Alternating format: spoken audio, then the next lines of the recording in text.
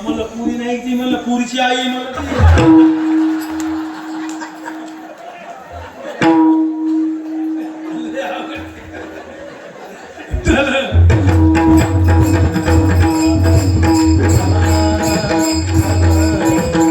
ऐका दादा तुकोबरायांनी प्रत्येक भगवंताची अवतारामध्ये बरोबर असल्यामुळे त्यांनी अनुभवलं रामायणातली कथा रामायण त्यांनी अगोदर अनुभवलं. दादा रावण संपत सांगू तुम्हाला कशी होती ऐका.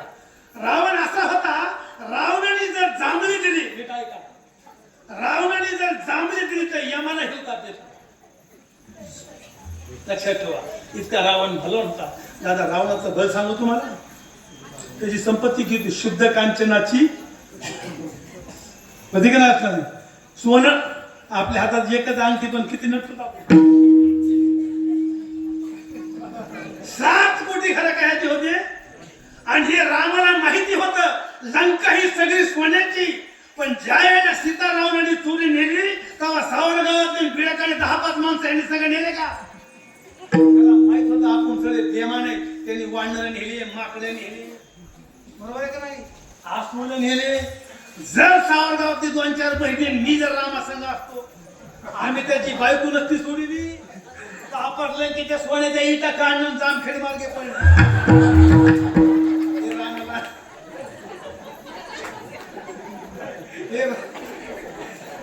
हे रामाला राईट माहित होतं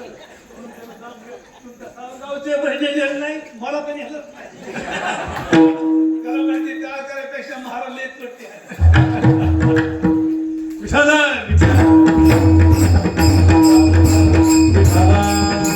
ऐका दादा शुद्ध कांचनाची.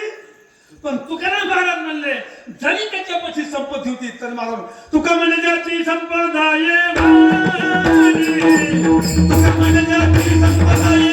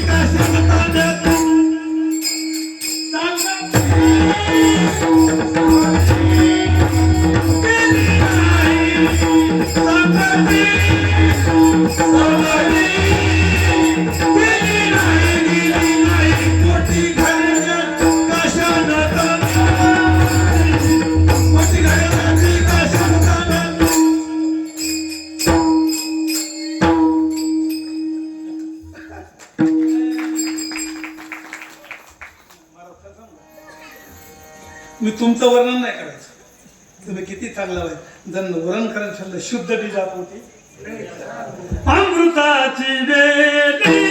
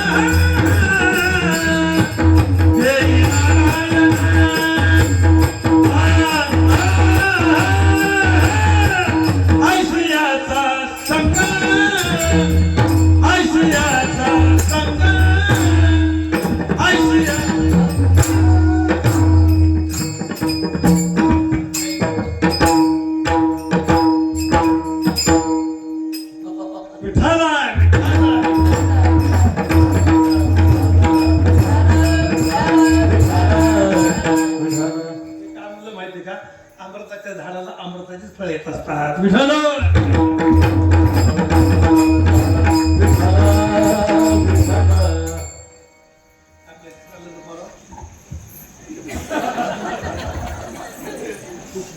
एका गावात मी असंच म्हणलो, आपलं काय चालतं ते म्हणले आम्हाला येत नाही म्हणून तुला आणले नाही.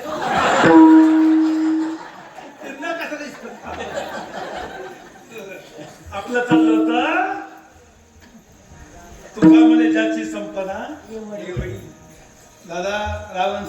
रावणाचं बळ किती होते माहित? कुंभकर्ण त्याचा भाव आहे का? कुंभकर्ण असं म्हणतात, कुंभकर्ण जन्मल्या त्यानं 6 बाया खाल्ल्या होत्या. हा विनोद नाही लक्षात. किती बाया? तुम्ही म्हणता मला नेमक्या जन्माला 6 बायाच का खाल्ल्या? कारण त्या बाया त्याच्या आईच्या बाळापणाला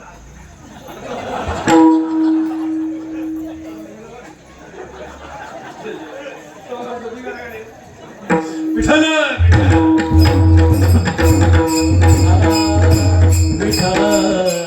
दादा काय करायचं हे तरी आपलं का? एवढा बघ देव हे का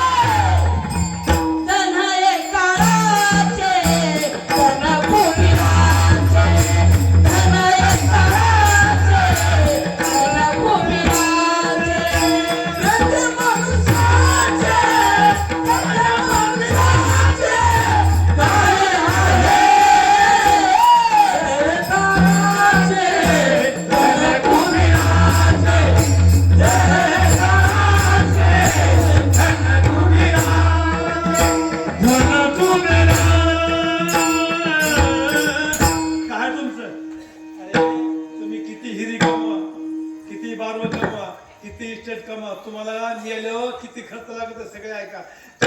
4-5 गवऱ्याचा उंडा, 1 सुतळीचा बेंडा, 1 पाण्याचा हांडा आणि हांडा फडायला खडकावरचा कवटी फुटली की भावकी उठली.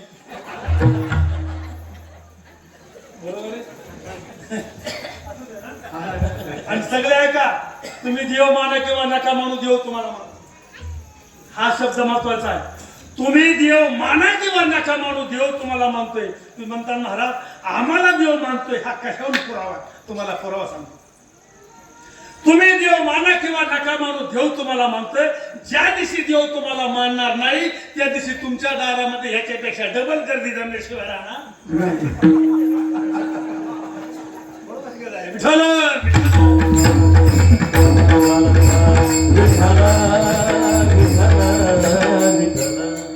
महिला आमचं सांग काकू तुमचं सांगतो, तुमचं आमचं सारखंच आहे.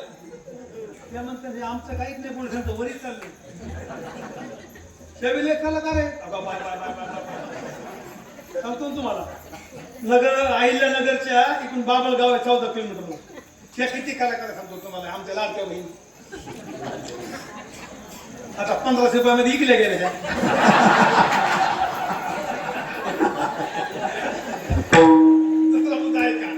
ह्या इकल्या 1500 रुपये.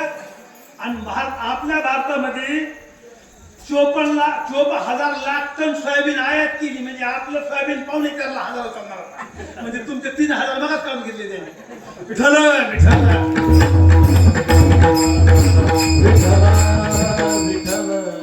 गाडी माझी, मी बँकेत नोकर होतो. गाडी औरंगाबादला गेली ऑफिसला, म्हणून एसटीने गेलो. अहिल्यानगरच्या बस स्टँड होतो, तिथे गुरव काकाने आला. तिथून 14 किलोमीटर आहे बाबूला. अहिल्यानगरहून 14 किलोमीटर. तिथे आम्ही दोघांनी एसटी पकडली आणि तिथं फाट्या उतरलो. आणि तिथून ते बाबळगाव पुढे 1 किलोमीटर. तर म्हणले मला गाडी बोलायची का? म्हणलं काही गरज नाही, आणि आपण वेळ आहे म्हणलं, आपण दोघं पाय होते. गुरव काका पुढं आणि मी आपलं त्यांनी पिशवी घेतली मागून.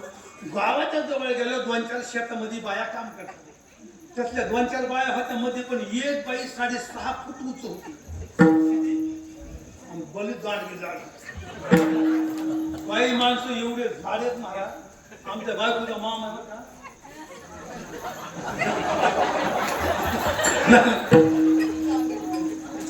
इतका झाड आहे तो एक बार आला घरी 4 दिवस आला तो आल्यापासून आमची 4 दिवस मांजर काय माझी मांजर कुठे मांजर कुठे 4थ्या दिवशी मांजर सापडली त्या पोटाच्या घडीत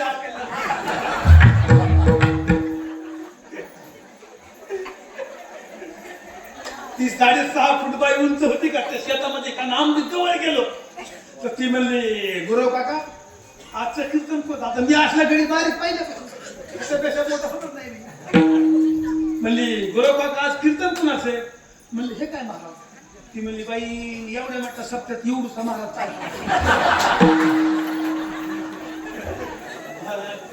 इतका आत्मानसाने हिरमडून गेलो आम्ही आता तिथं ती 5-6 फूट 6.5-7 फूट बाई उंची पण योग असा आला संध्याकाळी जेवायची पद्धत तिच्याच घरी होती आम्ही जेवायला बसल्यावर तीच बाई स्वयंपाक करत होती त्या घरामधला 4.5 फुटाचा फुटका पोरगा वाढायला आता मी म्हणली काकू तर 7 फुटाचं पोरगा लयच बारीक झाला मी म्हणलं काकू तुम्ही लय उचलत पण पोरगा कसं काय बारीक आहे ते जाण लिहून झाली म्हणले बारा ते पोरगा नाही म्हणलं मालक एवढा मोठा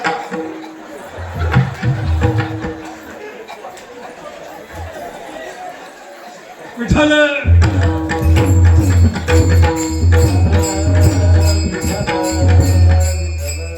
विषय काय चालला आपला ऐका तुकोबरायने हे अनुभवलं आणि अनुभवल्यानंतर तुकाराम महाराजांनी असं ठरलं संसार हा संशयाचा आहे लक्षात ठेवा संसार कसा ऐका संसारातल्या संशयामध्ये पती पत्नीचे भांडणे आहेत संसारातल्या संशयामध्ये भावाभावाचे भांडणे आहेत आणि संसारातल्या संशयामध्ये सुद्धा बापाचे आणि मुलाचे भांडणे असे भाऊ आणि ऐका काही संशय असे असतात निश्चित जीवनाच्या परमार्थामधले काही संशय असे असतात ते संशय खरे नसतात पण जगाला ते खरे पटून देतात ऐका 2 पती आणि आपलं नवरा बायको होते आणि त्यांना 2.5 वर्षाचा एक मुलगा होता मी तुम्हाला काय बोलतो माहिती का संसाराबाबतचा संशय आहे का नित्यनेमाने संध्याकाळी जेवण केल्यानंतर त्या बाईचा नवरा गोठ्यात झोपायला जायचा आणि ती आठवडी त्याची पत्नी 2.5 वर्षाचा मुलगा घेऊन घरामध्ये झोपायची पण त्या मुलाला रात्रभर रडायची सोय होती आई परेशान व्हायची अहो दिवसभर काम करायचं शेतामध्ये काम करायचं ही झोप देऊन देत नव्हतं कोणते पोरग मग त्या बाईने एक अशी करायला केली की याला झोपू यायला का ह्याला काहीतरी झेड वाटायचं म्हणली बाया आज तू झोपलं म्हणजे मला झोप येऊन देणार पण ह्यो का झोपत नव्हती ह्या बाग म्हणले आज जर नाही झोपला की तुला माहिती का म्हणले आपल्या घरामध्ये एक बॉय येतोय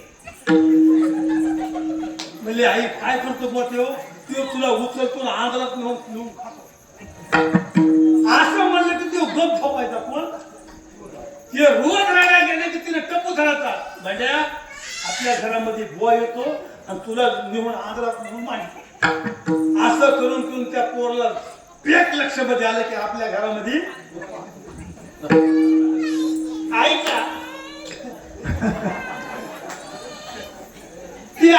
त्या बाईची आई वारली हे दोघं मौतीला गेले मऊ झालं ती म्हणजे आता मी सावरून येते माझ्या आईला पोराला घेऊन तुम्ही आता गावाकडे जा या बाईचा नवरा त्या 2 वर्षाच्या पोराला घेऊन गावाकडे आला आल्यानंतर जेवण केलं घरात झोपलं ते म्हणला पप्पा इथे बोय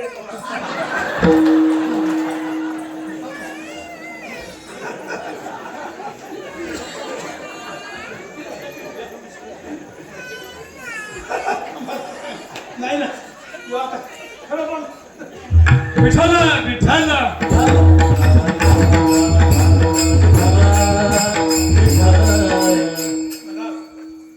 संशय कुठं व्हा पण संसारामध्ये संशय झाल्याबरोबर हा संशय खरा होता का नाही पण तो खरा पडला का नाही वाच काय समज हा दोघाचा याला म्हणतात संसार दुसरा मुद्दा सांगतो आता आम्ही कुठे कीर्तनला गेलोच का आता मग आम्ही यांचे जगत आमच्या सरचे किंवा तुमचे तर उद्या तुम्ही का महाराज बसा पलंगावर तुम्ही खाली बसतात महाराज कुठे बसतो असं एका गावामध्ये पलंगावर बसलो तिला चिटकून बसलो आणि त्या घरातल्या बाईने काय केलं त्या कपड्याची टिकलीची काय देतील भीतीला चिटकली ती बाहेर कमीचा चिटकली इमानदार माझ्यासमोर गाडी धरला आली बरोबर आहे का नाही आता विठाला विठाला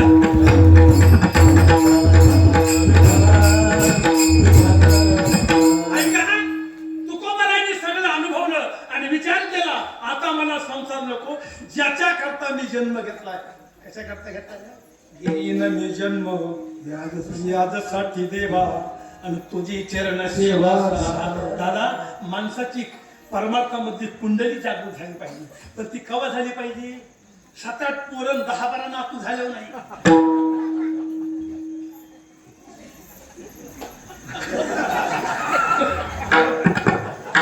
ही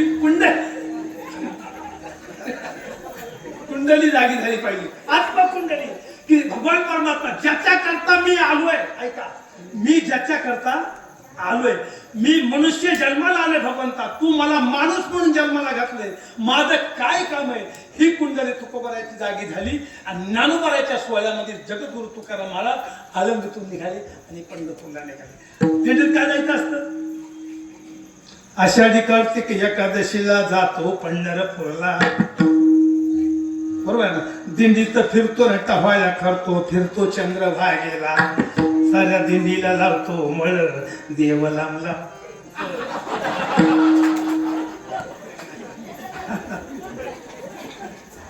आपली दिंडी आणि सगळ्या ऐका आपल्या अभंगाला सुरुवात करू आता तुकाराम महाराज पंढरपूरला आले देवाच्या पाया पडले आणि पांडुरंगाच्या पाया पडले तिथंच आडे उभा राहिले कोण भगवंतांनी सांगितलं तुकोबाराय मंगळवेढ्यापर्यंत बारी गेली लोक थोपले तुम्ही थोडेसे माझ्यापासून बाजूला जा त्यावेळेला तुकाराम महाराजांनी सांगितलं देवा आता मी तुझ्यापासून बाजूला सरकू शकत नाही जाऊ शकत नाही आणि मी आता तोंड फिरू शकत नाही अभंगाच्या पहिल्या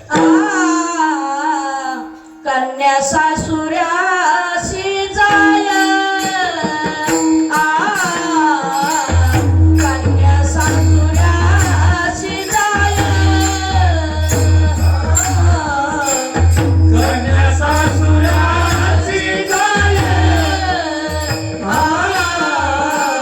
कन्या सासुराशी जाय मागे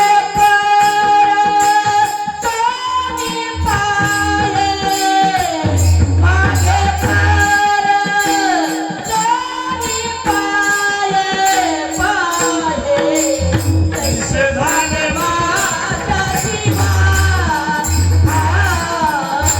कैसे झाले माझ्या जीवा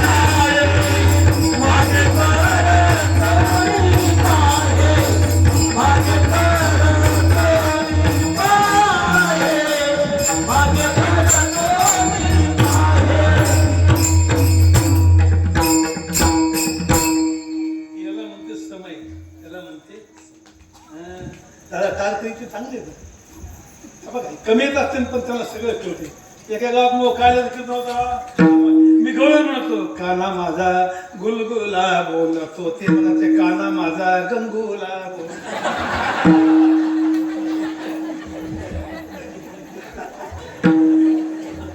एक म्हणलं आता एक प्रमाणे एका जनाधनी घडो त्यांचा एका जनाधनी घोड त्यांच्या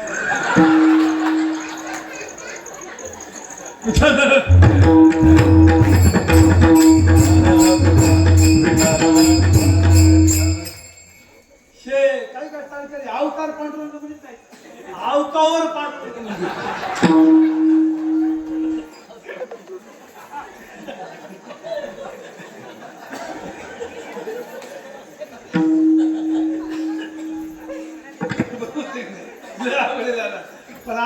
हे सांभाळावं लागते आणि ह्याला भलं बाप म्हणावं लागतं.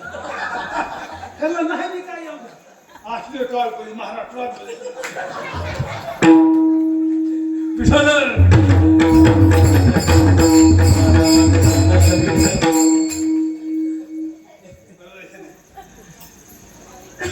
तालमी जमली त्यांची माही ती का ती सांगड जमली. ऐका दादा, संत सम्राट जगद्गुरु तुकाराम महाराज म्हणले देवा आता मी तुझ्यापासून जाऊ शकत नाही. आता अभंगाला सुरुवात झाली. गंभीरपणे अभंगाचा अर्थ आहे का याच्यातले जे जुने मात्र आहेत माझ्या लग्नाच्या काळाचे आहे का. आता माझ्या लग्नाला कमीत कमी 37 ते 38 वर्ष झाली पोरं. तुम्हाला ह्यातलं जुनं काहीच माहिती नाही. आता तुम्हाला जुनं सांगतो माहिती इकडे आहे का. पूर्वीच्या काळामध्ये काकू ज्याच्या लग्नाला 40 वर्ष झाले 35 वर्ष झाले पूर्वीच्या काळामध्ये ट्रॅक्टर जिपा ट्रक असलं वराड नव्हतं.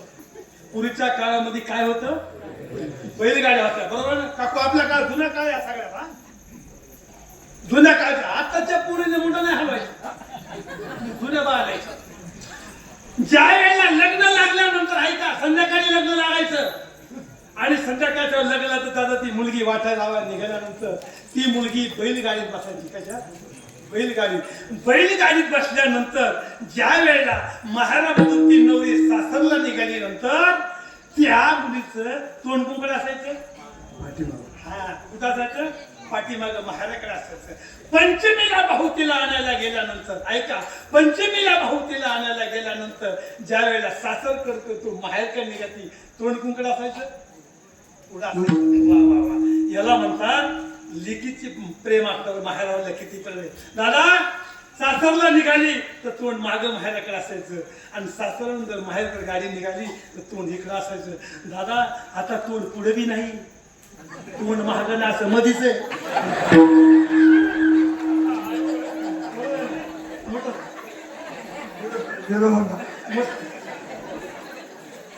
तोंड कुठे झालं नाही. जसं मुलगी एक बार निघाली की तोंड कुठं असायचं तसं तुकाराम महाराज म्हणले देवा आता मी एक बार तुझ्याकडे तोंड केले माहेरकडे माझे माहेर आता माझं तोंड महागाने खेळणार नाही. माझे माहेर पंढरी हो माझे माहेर पंढरी हो माझे माहेर पंढरी हो माझे माहेर पंढरी. आले बिवाऱ्याच्या तीरी हो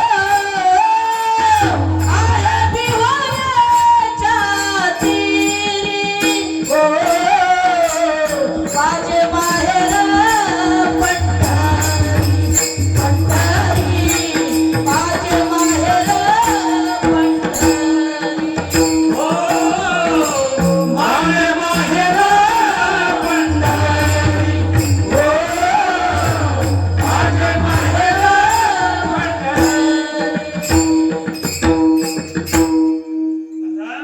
तुकाराम महाराज म्हणे त्याने दृष्टांत दिला दादा किती गोड दृष्टांत. ज्या वेळेला कन्या सासुऱ्याची जाये मागे परत कोणी पाहे तैसे झाले माझ्या जीवा केव्हा देतशी केशवा. दादा हा दृष्टांत आहे. दुसरा दृष्टांत सांगतो तुम्हाला आणखी तुकाराम महाराजांनी काय दिले ऐका. आई आणि मुलगा आई आणि मुलगा दादा अवघड आहे. कवर आई मांडी बसला तरी आई जेवत असला तरी आई काकाला घेतलं तरी आई खातानी आई खांद्यावर घेतलं तरी आई आई आई आई कवर आई जवळ घरात नाही आली.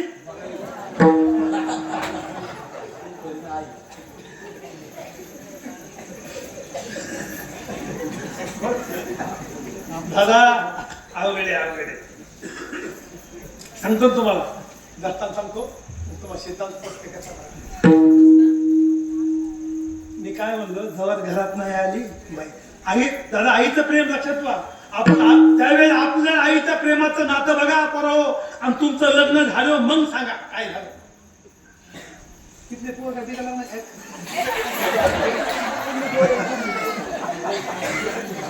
आमच्या गावात मराठा समाजामध्ये काय झाले पोरं कुठं नेऊन सोडवत हे सुद्धा कळत नाही. आता मी कीर्तनाला निघालो म्हणले महाराज कुठं चालणार आपल्या पेरेंच्या गावात चालणार का म्हणलं हो तिथं बघा ना म्हणलं एखादी मी म्हणलं तो वय किती म्हणला 42 मी म्हणलं मूर्खा 8 वर्षाकरता कशाला पाठवतो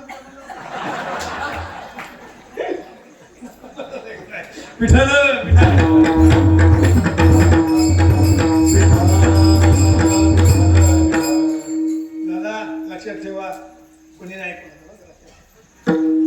नाही रे नाही कुणाचे कुणी नाही रे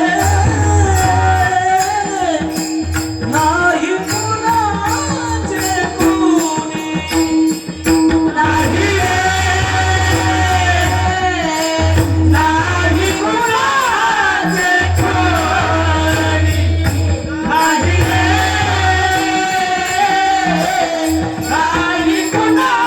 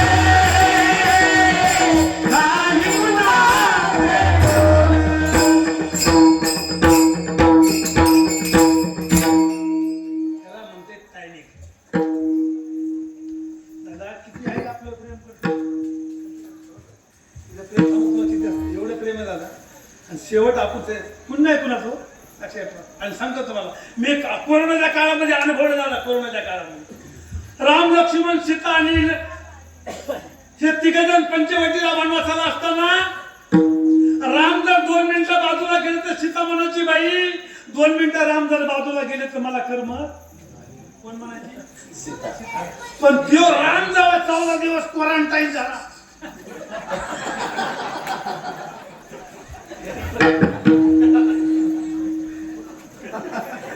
ती सीता काय म्हणायची पप्प्या दवा घेऊन त्यांच्या जवळ जाऊ नको डॉक्टरला जास्त कमी जर त्यांना विचार लई झाला असं तर त्यांना गावाकडे आणू नका कोण म्हणली ही म्हणत होती का मला 2 मिनिटं सुद्धा करमत नाही कधी म्हणली आमच्या गावामध्ये दवाखान्यात माणूस गेला त्याला तपासलं छातीला डॉक्टर म्हणला ह्याचा स्कोर 8 झालाय ह्याच्या नातेवाईकाला बोलवा मी म्हणलं बाबा तू काय वाचत नाही कुणाला बोलू तो म्हणला महाराज जिच्या संग 35 वर्षे संसार केला त्याला एक बार बोला म्हणलं मला बोलायला आणि तिचा हात मला माझ्या हातात त्यांनी लगेच जीव सोडतो मी म्हणलं वहिनी बहुनी बुडीला ती म्हणली तर तिकडे तुम्हाला मला बिलायला येत नाही म्हणली मी म्हणलं भाऊ वहिनी येत नाही अगं संडाने मला काय पोह्या महा जीव होता अगं मला आपण जामखेडला गेलो तर एक कुल्फी दुवाखाने चुकली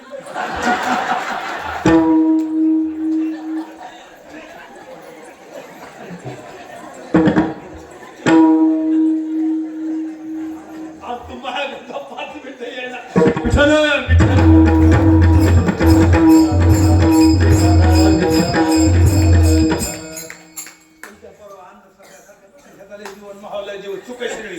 आमच्या गावात एक जण काय म्हणला महाराज माझ्या बायकोचा माझ्या एवढा जीवन एवढं प्रेम आहे मी म्हणलं एवढं प्रेम आहे उद्या सकाळी हिचं प्रेम बघ म्हणला कसं उद्या जेवण केलं खरकाटा हात हिच्या साडीला पुसून बघ नाही तर तुझ्या कानाखाली जाळ काढ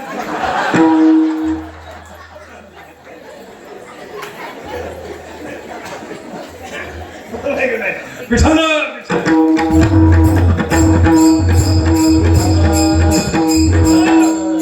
काय चाललं आहे का? काकाला बसलं तरी आई, खांद्यावर बसली तरी आई, जेवताना आई. अरे आई आई कवर आई, जोपर्यंत घरात नाही आली बाई तर आहे ना, ऐका ना शुद्धीवर मी आलो. आता दुसरा मत ऐका. आता ह्याचं मात्र स्थान सांगतो, म्हणजे हे तुम्हाला चिरण पडून देतो.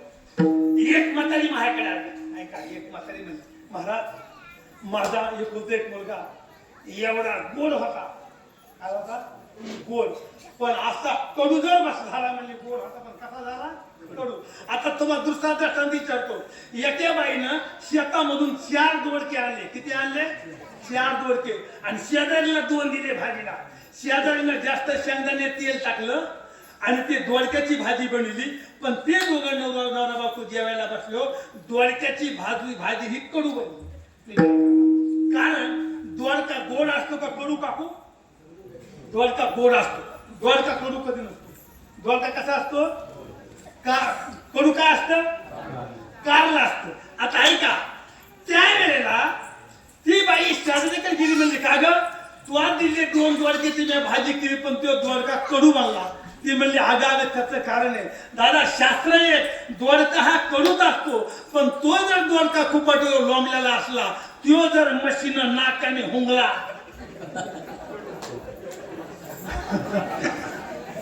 शास्त्र आहे का? हा विनोद नाही. लोंबलेला दोडका जर मशीन हुंगला तर गोड दोडका कसा बनतो? आता हे पक्क जगात ती म्हातारी बघा मला म्हणली माझा पोरगा पहिला लई गोड होता पण आता कडू जर झाला. म्हणलं कवापासून? म्हणजे लग्न होणं मैस घरात येईल. विठ्ठल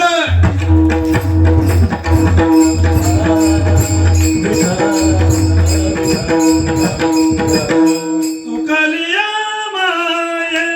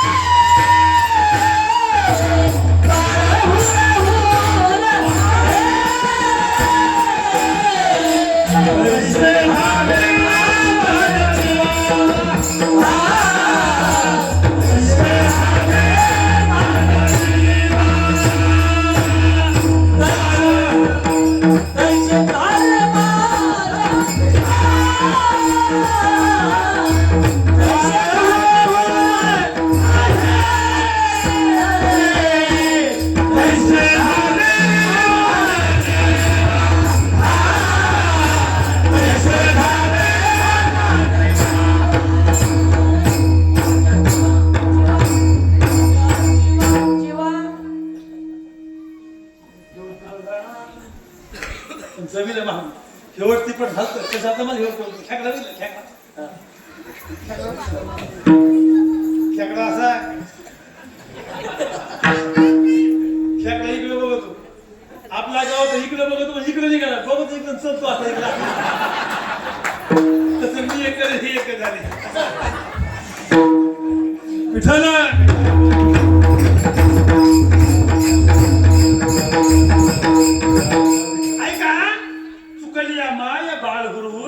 तुम्हाला अर्थ कळला पाहिजे. दृष्टांत मग तुम्हाला विनोद म्हणून सांगितला, ह्याचा खरा गुही ऐका. आई आणि मुलगा जर बाजारामध्ये गेले किंवा यात्रेत गेले, दादा किती चुकले बाळ हुरहुर पाही, किती प्रेमळ झाला. अहो ते आपल्या नवऱ्याला म्हणते अहो आपलं बाळ बघा दादा, पती पत्नीचं किती भांडण असू द्या पण ते एकमेकावर काय करतात म्हातारपणात प्रेम करतात.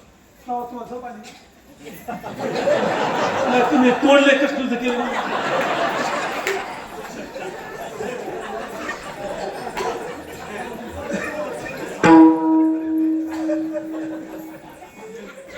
नाही काय करू शकत नाही ते बसते जणू त्याला भैर असा झालाय.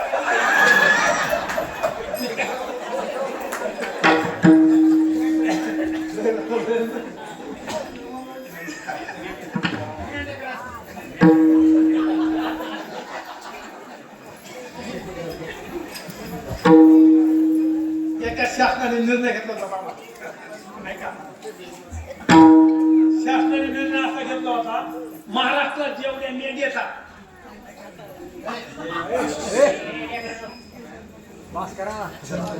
महाराष्ट्रात जेवढ्या मेंढी येतात ऐका जेवढ्या मेंढ्या येतात त्यांना हिवाळ्यामध्ये थंडी वाजू नाही म्हणून प्रत्येकाला लोकरीचं जॅकेट शिवायचं ठरलं होतं कुणाला महाराष्ट्रात जेवढ्या मेंढ्या सगळ्या मेंढ्या खून झाल्या पण एक मेंढी शहाणी ती म्हणली आपल्याला हिवाळ्यात लोकरीचे जॅकेट सरकार शिवणार आहे पण लोकर कुठून आणायचं एक म्हणली आपलीच भागवायची मग बोलली शिवाजी कसं आपलीच केस आपला बाजार आहे विठ्ठल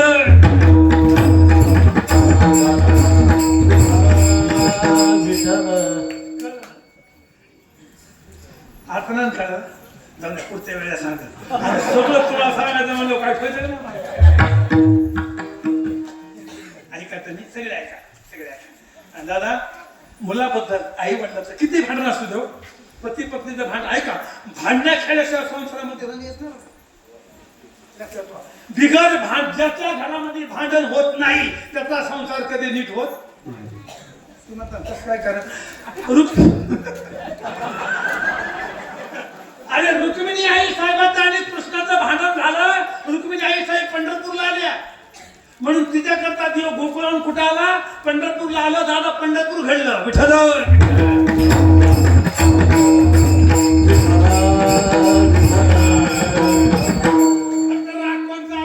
तू माझ्यामुळं का आलीस म्हणून तू माझ्या देवळात माझ्या शेजारी उभा राहायचं म्हणून दुवागाला बोल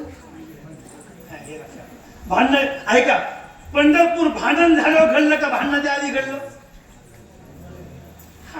नवरा बायकोचं भांडण असं पण प्रेमाचं दोघं मात्र ती 70 वर्षाची ऐका सगळे ऐका प्रेम किती असतं पती पती तुम्हाला सुद्धा कळलं पाहिजे काय पाहिजे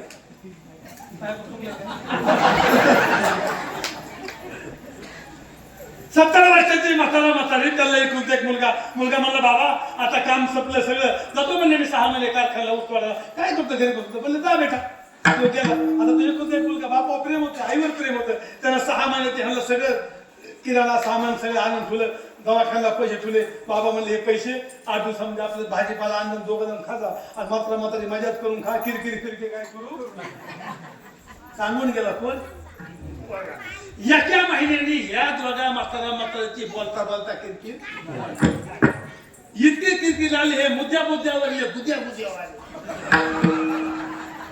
म्हणजे ह्यो म्हणला तू मला बोलू नको आणि ती म्हणजे तू मला बोलू नको ह्या दोघांनी जणू शपथच घेतली महिन्यावर म्हणजे ह्यांचं बोललंच नाही हिनं आपल्या म्हातारीनं गरम पाणी करावं ह्याला उचलावं बघून आंघोळ करावं तोच पिळं वाळू घाला निघावं म्हातारी भाकरी करा 2 भाकरी उचलावं भाजी खावा कचून खावं देवाला जाऊन पडा एकामेकाला बोलायचं आता गमत आहे ते हिवाळ्याच्या दिवसात हे वजड पांगाला आणि सकाळ म्हातारी ऐका सकाळ म्हातारी चुली पुढं स्वयंपाक करायला बसली काय बसली स्वयंपाक करायला हे म्हातारं गोंगडी पांघरून जे आलं तर चुली पुढे तापायला बसलं दोन्ही पाय चुली लावून बसलं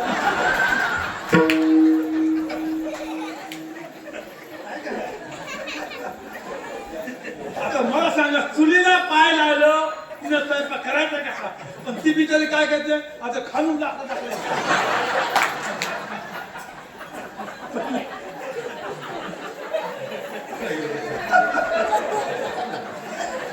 पण स्वयंपाक केल्याशिवाय पर्याय काय काय एवढं आपल्या लोकांना आणखी एक सवय मला द्यायला आपल्या आमचं कोणती सवय तापायला बसलो आपल्याला पिंजऱ्यात माझ्या खाजवायची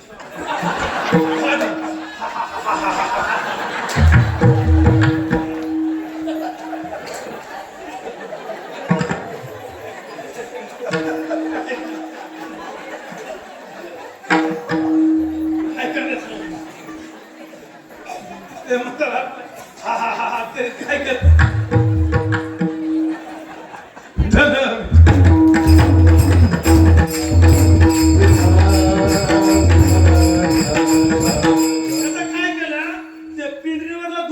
बाजूला पडून ते चुलीमध्ये पण ते पेसलेलं होतं फक्त म्हातारीने बघितलं, ह्यानं काय बघितलं नाही. तो नुसता बिडी वाढायचा आणि त्या म्हातारीच्या तोंड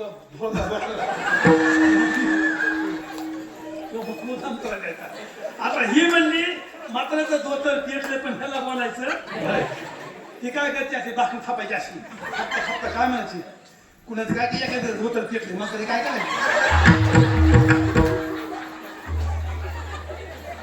कुणाचं काय की एखादं धोतर पेटले म्हातारी काय करायचं मी काय खाली बघितलं नाही पण ते धोतर पेटत पेटत एकटी त्यांकडे निघाले मी काय म्हणलं म्हातारा तो म्हणला पेटला तर पेटले एखाद्याचं मंत्री काय करायचं जेव्हा ह्याला चटका बसला तेव्हा म्हणला महोत ऐका द्रष्टांत संपला सिद्धांत ऐका किती दोघांचं भांडण नाही पण म्हातारी त्याला पळून जा वाटलं का याला नंतर प्रेम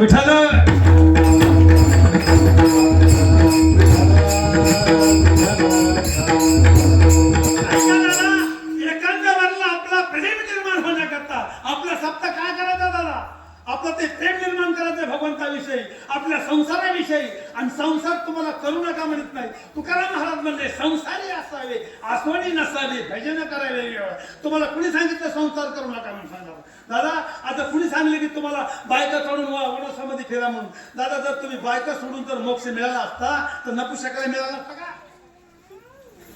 हे सगळं चुक आहे दादा तुमचं हे प्रेम आहे दादा आणि आपण सप्ताह जे करायचा तुम्ही जे आता सप्ताहामध्ये आलात तुम्ही माणसाच्या जीवनामध्ये जन्माला आलात आणि तुमचा एकच नवस आहे तो या धर्म मंडपामध्ये फेडायचा तो कोणचा आठवणीना पाये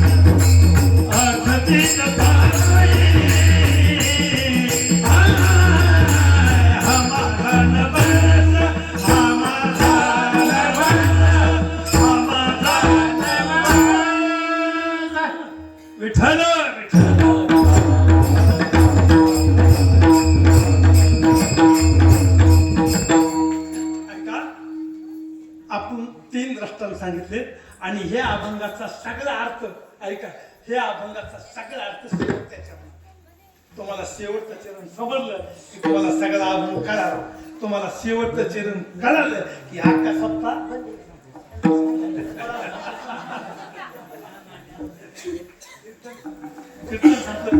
तुम्हाला सप्ताह करा अभंगात ऐका मी ते जी विनोद सांगितले का विनोद हे तुम्हाला कृष्णाच्या विषयाला पटण्याकरता सांगितले विनोद हे आग्या मोहळाच्या माशा असते ह्या कधी धरून घातल्या न्यायच्या त्यातला मध घ्यायचा असतो विठाला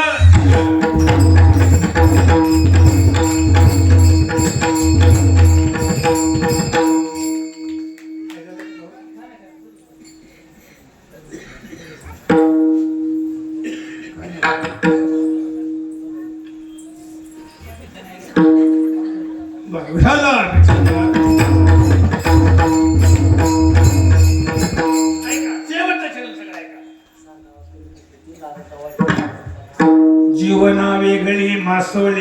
आता ऐका सगळे आता बोलणार तुम्हाला हे अभंगाचा पूर्ण अर्थ का बाकीचे दृष्टांत होते आणि अभंगाचा सिद्धांत शेवटच्या शब्दात एवढा कळलं की तुम्हाला सप्ताह कळाला आणि अभंग सुद्धा कळाला.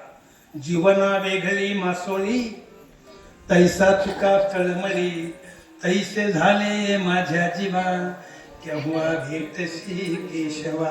आता ऐका जीवन म्हणजे पाणी जीवन म्हणजे पाणी आणि मासोळी म्हणजे मासा. ऐका जीवना वेगळी मासोळी जीवन म्हणजे पाणी आणि मासोळी म्हणजे मासा. ऐका मासा हा पाण्याला अनन्य शरण गेलेला नीट नाही का. मासा हा पाण्याला ऐका शरण वेगळं आणि अनन्य शरण वेगळं. देवाबद्दलचा विश्वास वेगळा आणि आत्मविश्वास वेगळा. भगवान म्हणतात गीतेमध्ये अर्जुना जो माझं होय अनन्य शरण तयाचे निवारी मी जन्म मरण शरणांगता शरण मीची एक. अर्जुना जो मला आनंद नुसतं शरण नाही पाहिजे अनन्य शरण पाहिजे. तसं मासा पाण्याला अनन्य शरण गेला. तुमची नदी कुंकड वाहते बरोबर इकडे वाहते ना अशी इकडे वाहते बरोबर आहे. नदीला जर पूर आला ऐका नदीला जर मोठा पूर आला मासा सवासा पोहतो का उलटा. एवढं तुम्हाला कळलं का तरी बाजू ऐका नदीला जर पूर आला तर मासा सवासा कधी पोहत नाही.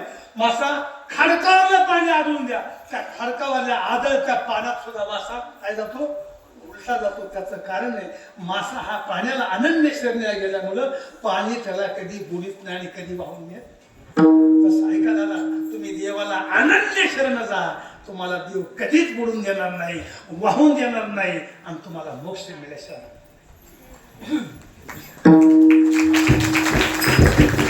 आता याचा दुसरा मुद्दा आहे का एक वेळ तुमच्या नदीला पूर आलता मासा उलटा पोहत चालला नदीच्या खाली एक हत्ती होता तो म्हणला एवढसा उलटा पोहतो ह्यो बुडत नाही मी तर टप्पूय म्हणला. कोण म्हणला हत्ती म्हणला. म्हणून त्या माशाचं बघून हत्तीनं काय केलं पाण्यात उडी मारली. असा हत्ती वाहवाला तो कुठे निघाला माहिती का गंगा सागरलाच निघाला. का मासा उलटा पोहतोय तरी बुडत नाही. हत्ती एवढा मोठा पडला तरी तुमच्या साध्या नदीमध्ये बुडत नाही कारण हत्ती हा पाण्याला शरण गेलेला बरोबर आहे. ऐका मास ऐका बेडूक पाण्यात राहतो पाण्याच्या बाहेर राहतो. खेकडा पाण्यात राहतो पाण्याच्या बाहेर राहतो. साप पाण्यात राहतो पाण्याच्या बाहेर राहतो. मासा पाण्यात राहतो पाण्याच्या बाहेर 6 महिने राहतो. दादा कारण तो एवढा शरण गेलेला मासा 5 मिनिटं सुद्धा पाण्याच्या बाहेर राहू शकत. दुसरा मुद्दा तिसरा मुद्दा आहे का मासा जिवंत असताना सुद्धा पाण्याच्या बाहेर राहू शकत नाही. मासा मेल्यावर सुद्धा पाण्याच्या बाहेर राहतो. आता तुम्हाला शंका आली का नाही महाराज मासा मेलो संबंध. आता ऐका मासे धरल्यानंतर बरोबर मासे धरले समजा तर खडकवत मासा धरायला काय लागतं काय लागतं मासा धरायला ह्याला सांगून द्या ना.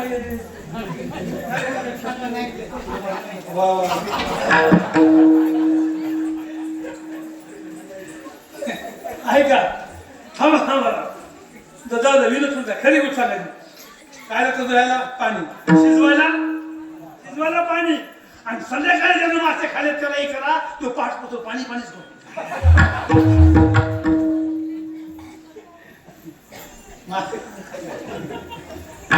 म्हणून ऐका दादा देवा तुकाराम महाराज देवा थांब. मी जसा पाण्याच्या बाजूला मासा काढल्याबरोबर तळमळतो तसं मी आता तुला शरण आलेलं आहे. आता तुला मी शरण आले तुझ्यापासून मी बाजूला गेलो की जसा मासा मरतो का रे तसा मी मरू शकतो आणि याच्यासाठी जन्म घेतला आहे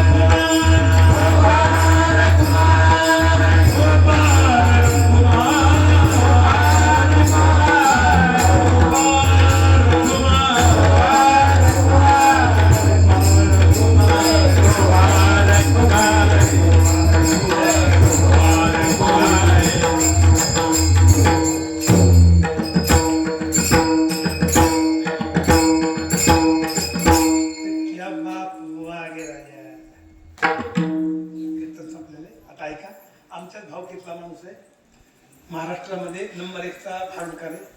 आम्ही एकाच भावकीतले, तुम्ही राहायला बीडला, ते राहायला कुठे गेले तर गेवरा तालुक्यामध्ये. त्यांचं फक्त ऐका, सोम फिंग कसलं काय आणत नाही, पण त्यांची वाणी, त्यांचं बोलणं, त्यांचं भाषण ऐका. त्यांनी जरांगे पाटलो एक पवाडा तयार केलेला, पवाडा. तो पवाडा असा महाराष्ट्रात गाजला झाला. हीच आमची भावकी आता काय होणार आहे. आणि दुसरं बोलता बोलता बरं का, तुम्ही माझ्यापेक्षा माझ्याच वयाचे तुम्ही सगळे. पण मी ज्या वेळेला पुढच्या वेळेला कीर्तनला येईन त्यावेळेला फक्त पॅन्ट घालू नका. तुझं पॅन्ट आहे ना, पाठी जाय काय पाठी घातली आपली अशोक भाऊ. बाबा तुम्ही पण सगळे हे पॅन्ट घालून उभं राहणं चांगलं नाही. नाही राग म्हणून बरोबर, फक्त तुम्ही पांढऱ्या इजा नाही घाला. वहिनी चालत ना तुम्हाला आवडते घालायची. नाही नाही सांगतो तो आता हे बरोबर नाही. कसं आता हे तुमचं नाही, आमच्या घरात तेच चालू. की आमचे महाराजांनी बाजू काय म्हणले, तुम्ही कीर्तनामध्ये काही घालायचा पण पटकन धोतर घालला. ती म्हणली बाकी पण पटकन धोतर घातले तुम्ही दिसत म्हातारे, मी ती नवी